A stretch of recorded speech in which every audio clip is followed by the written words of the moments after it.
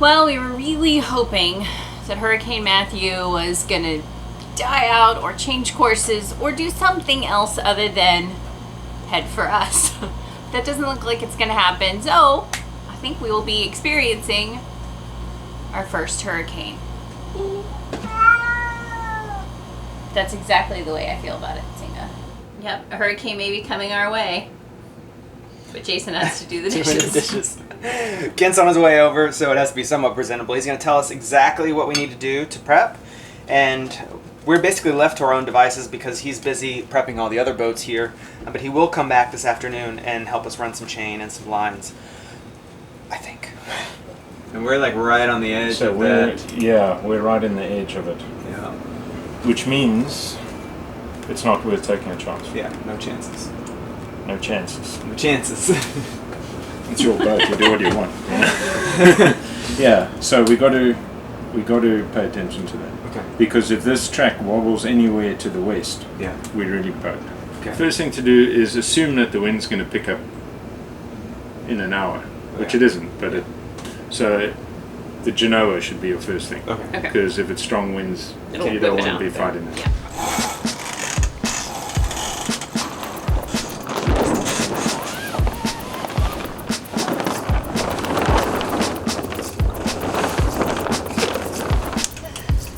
Step 1 of 100 for hurricane preparation. Have you still got that extra big anchor line? Remember that one you had? We have 2 big anchor lines. Yeah, that's one that's not attached to the anchor. Yeah, one that's not attached. Yeah, so you must get that out. Next step, get all the lines out and assess what we need.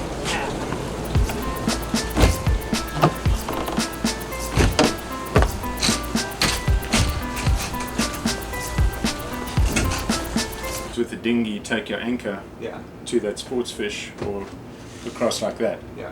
and just drop it there Yeah. and then leave it. Okay. Alright, good thing we got Because this if the wind's coming from your bow, Yeah. you know, that's a lot of torque on these lines here. Yeah. Yep. There we go.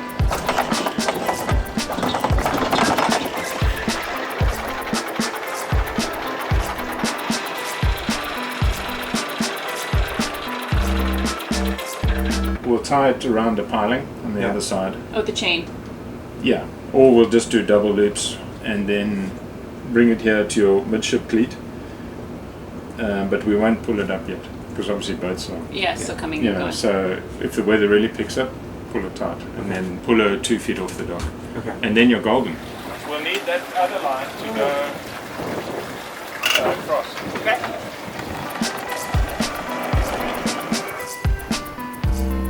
Things are getting awfully exciting here with Kent running lines. We've run out our fancy new Mantis anchor, which no better time to test out an anchor or give it its first use than a hurricane. I would like to say I'm nervous because we just assembled it like 8 hours ago at midnight. It's gonna be fun. What you need to do is move at least 5 feet forward. Okay. Then spring lines, we can also look at it from outside as long as possible. So Okay. and not chafing on anything. So I would suggest 2 wraps on the pilings Okay. to reduce hard points. Okay. And then to the furthest cleat possible. You know, so you want the longest thing. So if it's a 10-foot surge, you want the boat to go up and down without sinking. Okay. As many long lines as possible is what he said. And I think we do another one from this week. Well, yeah, we just have off. Now look like you know what you're doing. Keep a double bedding up. As far as the stack pack and the mainsail go. Do we need to remove that or do we? No, for this I would just wrap it tightly. So loosen the lazy jacks Yeah. Okay. and then rolling hitch it along. You know what I mean? Yeah.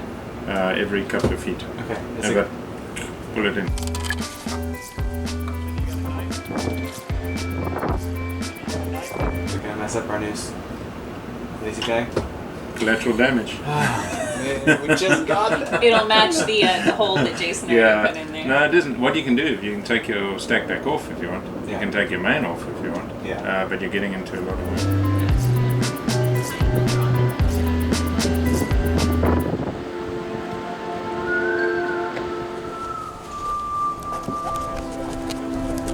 Doing all this prep work definitely makes it feel more real and imminent for whatever reason. So feeling prepared, but I'm also feeling much more nervous. Like, I hear someone over your shoulder over there asking for micromanaging. What, are you trying to micromanage me? No, we need micromanaging here. Oh, well, I'm your girl. Okay, that's right. So tell us what to do and we'll do it. The dinghy, should we drop it? No, strap it in. Strap it in tight? Yeah, just put a ratchet strap around it and bring it in. Okay. Nervous about the dinghy, Jason? Only weighs like 500 pounds, so could do a lot of damage if it lets loose. God. Got lots of ratchet straps though. And mass panic. Yeah. So we're going sailing, right? Yeah, let's go sailing. Yeah. Triple reef. Triple reef. Yeah. Still sail. Yeah.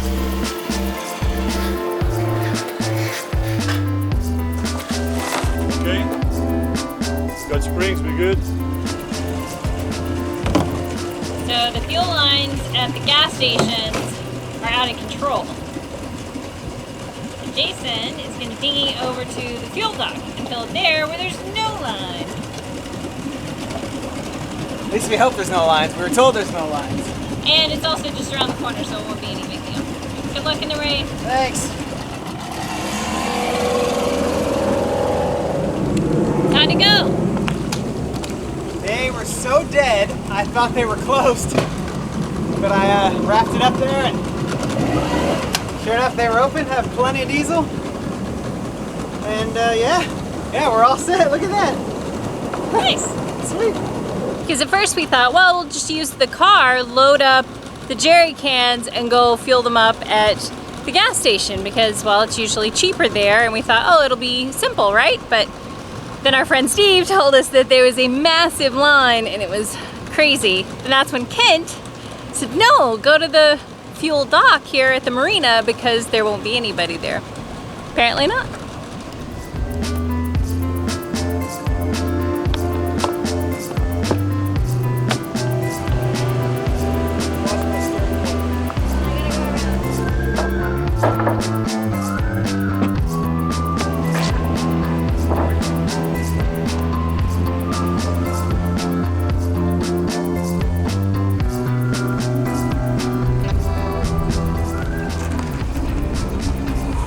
Dinner time. See you tomorrow. It is definitely the calm before the storm around here. Everything is quiet. Every boat is secured. There are lines going everywhere. There is absolutely nothing left open or a soul moving around here. We're pretty much it. And we have not decided if we're gonna ride out the hurricane here at the boat or if we're gonna take somebody up on an offer to evacuate and go inland. It's all gonna depend on tomorrow and what the forecast is looking like. But either way, tensions are definitely in the air. There's a little excitement, a little nervousness, and yeah, feeling good about our preparations, but just nervous about it being our first hurricane ever. First hurricane ever. And we've only lived in our boat for like 5 months. We've been sailing legitimately for less than that. So talk about a break-in. Wish us luck. We'll see you tomorrow.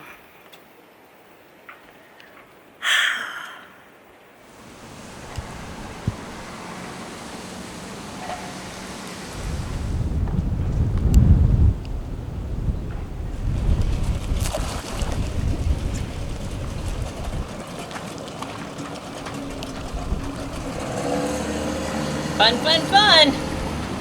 All right, Jason, what's going on? Well, it's Thursday. The storm is definitely gonna hit us big time. And in about 2 hours, a couple hours I guess, the tropical storm conditions will hit In about 8 hours this evening, the hurricane will hit, if it hits Fort Lauderdale. We're faced with one big decision right now, and that is, do we stay on the boat or do we go stay with friends? It's really hard to want to leave the boat. Yeah.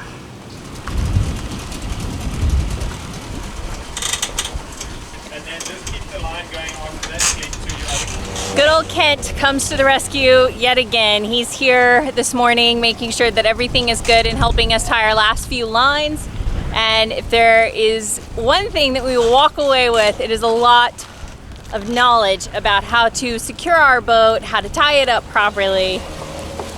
It's been a huge learning experience. Hopefully we have a boat at the end that we can apply all the knowledge to. Think I need to worry about chafe here? No, it's just a backup. You know, if your other cleat rips out, if your cross beam rips out, mast falls down, then at least your boat won't blow away. Yeah. All right, we just tightened up the anchor chain. Kent said, ooh, the wind's really picking up. Kent said you really need to tighten the anchor because you want most of the pressure on the chain.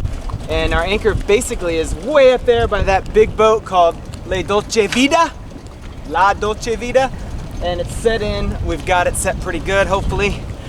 And yeah, we'll see how that new Manus anchor works out. Talk about getting it just in the nick of time. Jeez.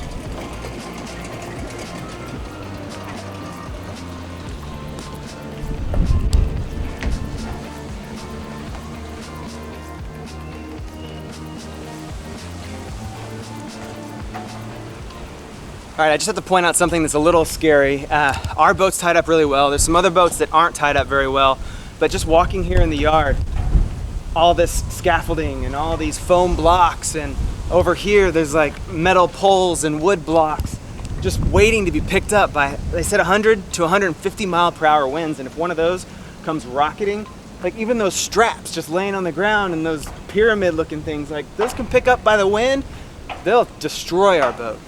And everybody else's. Yeah. It just seems like a really poor Really, preparation. really bad. I gotta show you something really neat though, come here.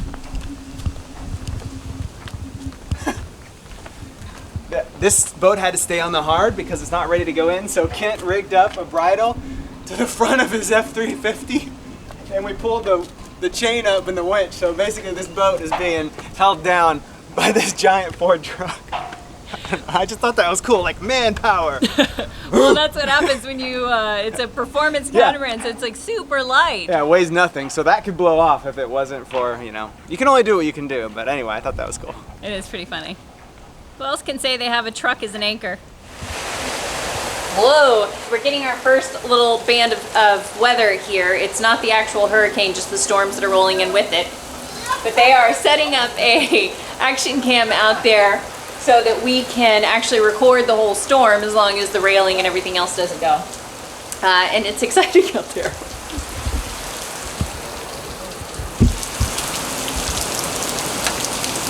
Shoes are wet. Nice. Nice. What we do for photography. Yes. We're setting up a time lapse out there. You can see our boat, you can see the whole marina and the storm, everything. Boy, you can see this boat is already heeling over and we're not even at tropical storm winds yet. Better safe than sorry in case there's a surge or some sort of electrical spike. It's a good thing we got plenty of lithium power. It'll last us for a few days just in case the storm stays. I don't know. I don't know. Who knows? Who knows? Thank you, sir.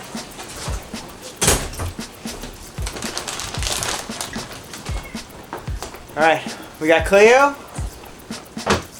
Got Singa.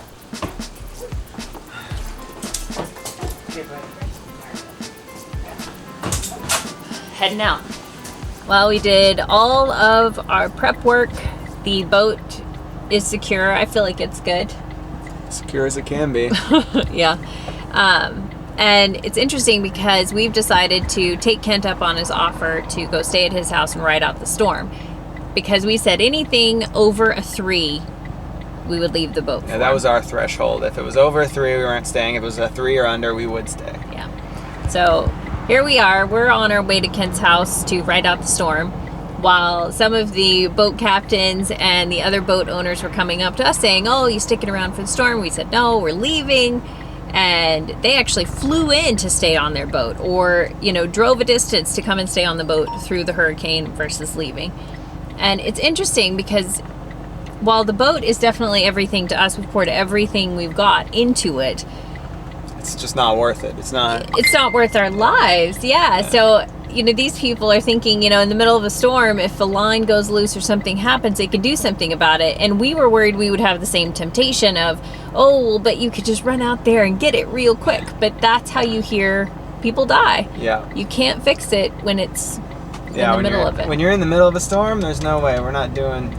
And especially, we're inexperienced. Yeah. This is our first storm. Yeah. So it's just, we didn't want the temptation. We figure it's better to just suck it up. Leave now, leave early. Yep. Suck it up. And we did the best we can with the boat. Kent double-checked our work, so he helped us tie it up. I feel confident in it. So if something's going to happen, it's going to happen, but at least we're safe. Yeah, that's all that matters. We got the cats, of course, in the back. Yeah, they're being awfully quiet. The cats are very safe, we are very safe, and that's what matters. Yeah. Nothing else matters. Nope. So, movies and popcorn and lots of wind and rain, and hopefully that's the most we'll see. Yeah. And we'll try not to worry about the boat.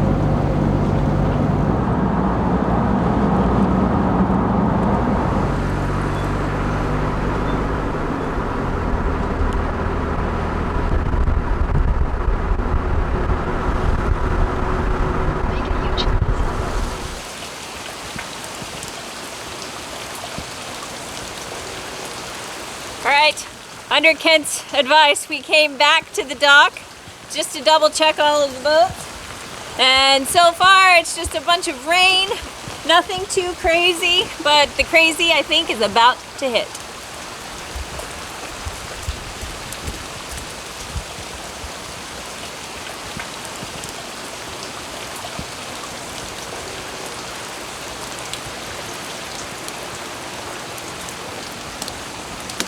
Alright, so that's it. We're headed back to our safe shelter at Kent's house. This is not a waterproof camera, so we're hurrying. But see, the lines are still looking good. All good.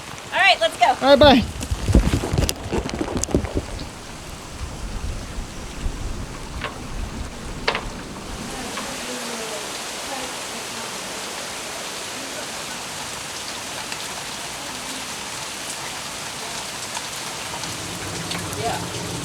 This is what our vegetarian sausage is supposed to look like, but Kent stuck it on the barbecue with the plastic still on the outside. That is when you know you're not in a vegetarian household. Stick with real meat. Yeah, real intestine. Oh. Yeah, I don't know if you can see how sad those look. These are good. They're pretty spicy. Oh, I don't think you should be eating that. There's nothing like burned plastic. Friends, and thank you for having us here. Yeah, just surviving Hurricane Matthew. Giving us a place to sleep. Thank you to a roof over our heads in the morning and floating boats as well. There we go. There you go. I'll drink to that. Cheers. Cheers.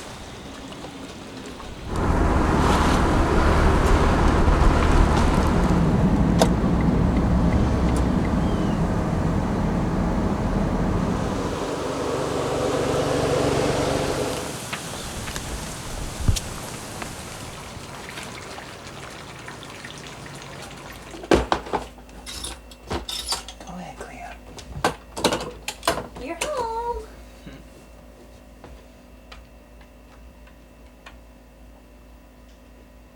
Nothing crazy happened. Tell the camera. It's all over. Yes, everything looks normal because it is normal. Yeah, we didn't get much of a storm at all. I mean, the fact they're back to work, obviously. I think that says quite a bit. Yeah. We got super lucky. Matthew stayed far off. The worst we got was like tropical storm winds and a little bit of rain, And that was it. But we feel like we got a huge education. Yeah. We dodged a bullet and got a huge education. Yeah, we could have taken a class or a course, but to be genuinely concerned about our boat these past few days and doing everything that we did, I feel like next time we get a storm and we're all alone, we're just going to be that much more prepared. Definitely. And what's left? Undo all the freaking work we did. This is a whole lot of work, this hurricane stuff. Days. 2 days of prep. Oh. Very little sleep.